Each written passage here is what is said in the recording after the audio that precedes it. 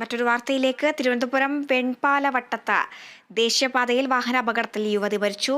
Scooter നിയന്ത്രണം വിട്ട് മേൽപ്പാലത്ത് നിന്ന് താഴേക്ക് മറിയുകയായിരുന്നു. 3 പേരായിരുന്നു വാഹനത്തിൽ ഉണ്ടായിരുന്നത്. വിവരങ്ങളുമായി ഇപ്പോൾ ഡി ബിനോയ് ചേരുന്നുണ്ട്. ബിനോയ്, എപ്പോഴായിരുന്നു ഈ അപകടം ഉണ്ടായത്? അതേസമയം വാഹനത്തിലുണ്ടായിരുന്ന മറ്റ് 2 പേരുടെ സ്ഥിതി എങ്ങനെയാണ്? ഉച്ചയ്ക്ക് 1 മണിയോടുകൂടിയായിരുന്നു അപകടം ഉണ്ടായത്. കന്യാകുമാരിയിലേക്കുള്ള ദേശീയപാതയിലെ മേൽപ്പാലത്തിൽ നിന്നുമാണ് സ്കൂട്ടർ നിയന്ത്രണം വിട്ട് സർവീസ് റോഡിലേക്ക് വീണത്.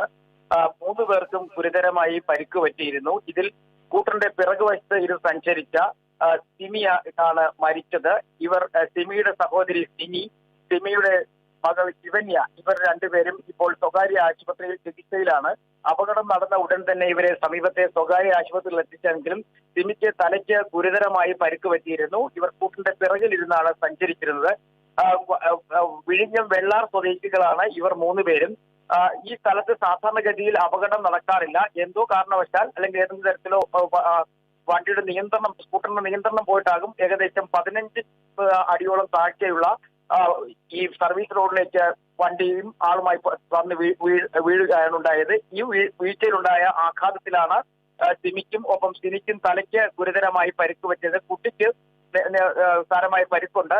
സിനിയും ശിവന്യയും ഇപ്പോൾ നഗരത്തിൽ തന്നെയുള്ള ഒരു സ്വകാര്യ ആശുപത്രിയിൽ ചികിത്സയിലാണ്.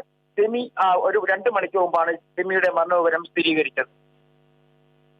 ശരി, ബിനോയാണ് വിവരങ്ങൾ നൽകിയത്.